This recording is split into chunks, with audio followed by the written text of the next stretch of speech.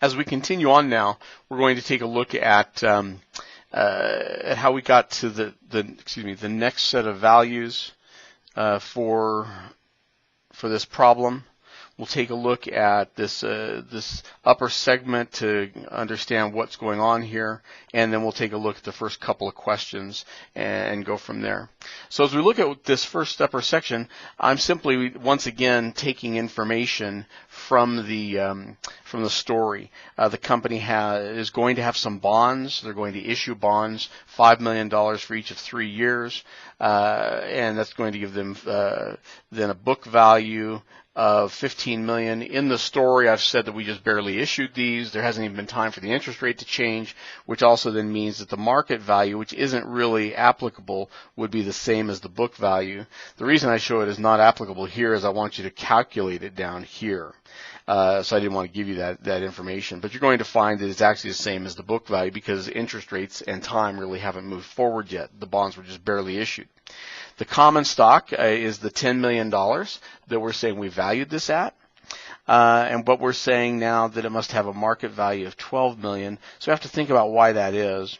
And then preferred stock of $1,250,000. So let's go back to our story if we can and look here. Let's see where we've got the information. That gave us this $10 million in the common stock. I don't believe that I've noted it here in the explanation for you. It was given in the original story of this, as I've said, is in the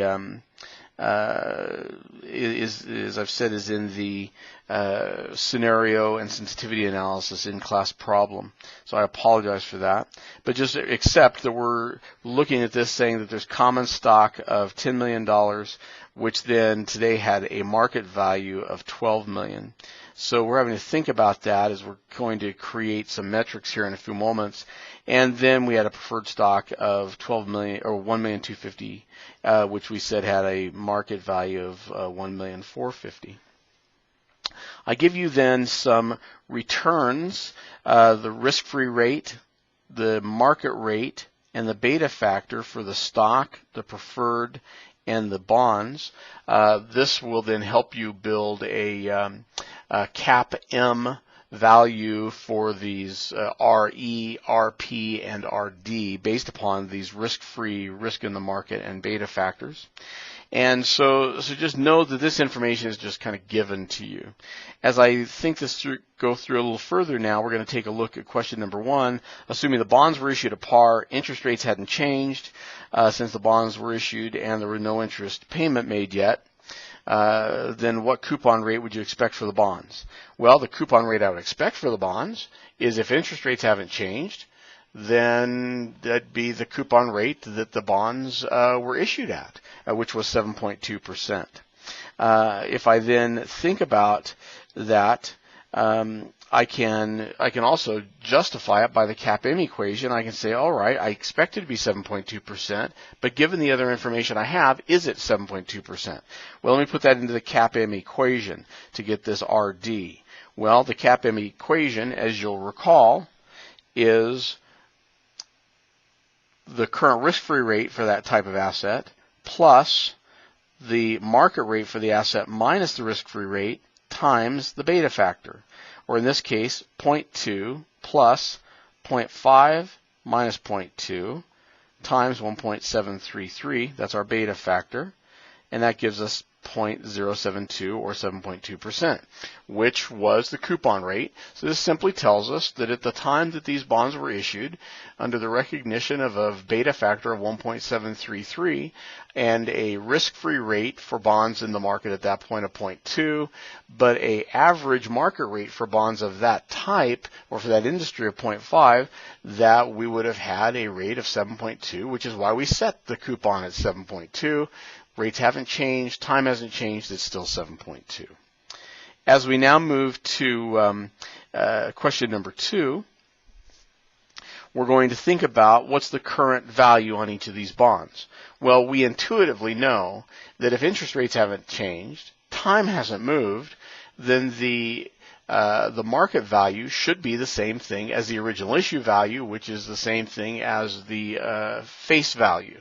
In this case, because we didn't issue these at a premium or a discount, you don't have any information to suggest that. So we would expect this to be 1,000.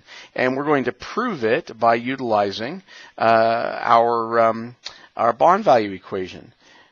Make this a little bit bigger for you. And the bond value equation is the coupon payment, or what the bond pays each time. These bonds are paying twice a year.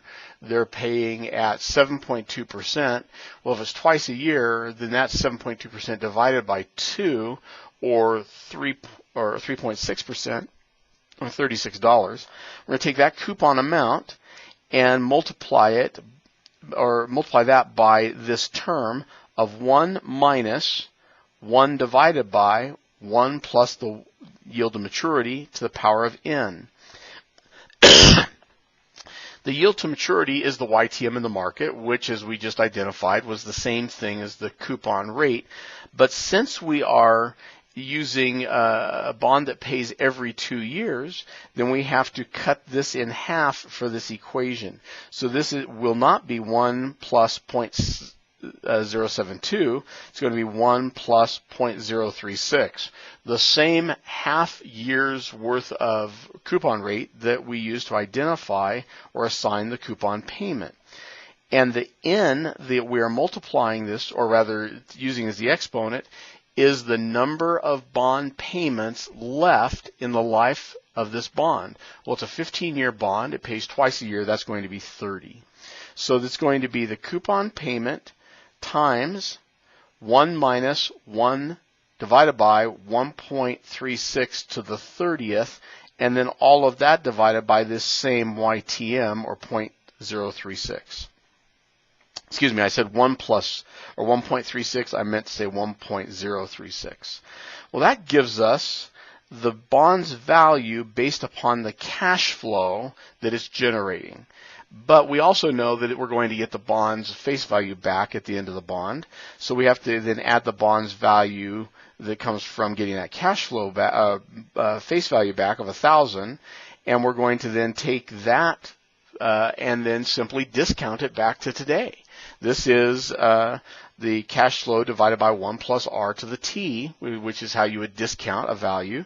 So 1,000 divided by 1.036. Remember that we're using a YTM that is half of the year's YTM because we're using payments that are half, and n that represents 2 payments a year. So 1,000 divided by 1.036 to the 30th. So if you then take those values that I just gave you and work that math, it gives you a value of 1,000, which isn't surprising to us.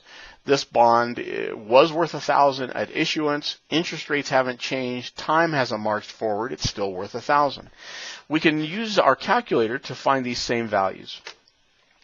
Make sure when you do this that you set the payments per year in your calculator to be synonymous with the payments per year of the story that you're dealing with. So in this case, you're going to need that to be 2. If you don't recall how to do that, you then would say 2 red PYR, and it will give you then 2 payments per year. So we've set it at 2 payments per year. Now we're going to just put some information into the calculator. We know that there's 30 payments, so we're going to give it an N of 30. We know that the face value is 1,000. We're going to get 1,000, so we're going to call that the future value, the face value. We know we're going to get $36 payments twice a year. We're telling it 36. We already told it twice a year in the 2 PYR. We're going to solve for the present value, but we also have to give it the interest rate. Now, this is where the calculator gets a little bit confusing. When you have told it 2 payments per year, it thinks about the interest rate for you. We're going to give it the rate in whole year value. So we're going to say 7.2 I divided by YR. And you're going to think, well, why did we do that? We didn't use 7.2% in the calculation that we put together. Why use it in the calculator?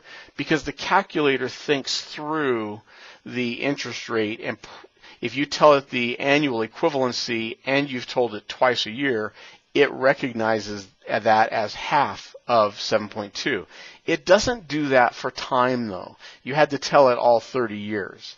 So now when we've given it this information, if we solve for the present value, it returns a value of negative 1,000. The negative because that's the investment you had to make to get the positive $1,000 in the face value back in the future and the positive $36 every 6 months.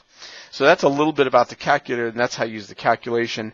And that takes us through the second problem in this in-class problem.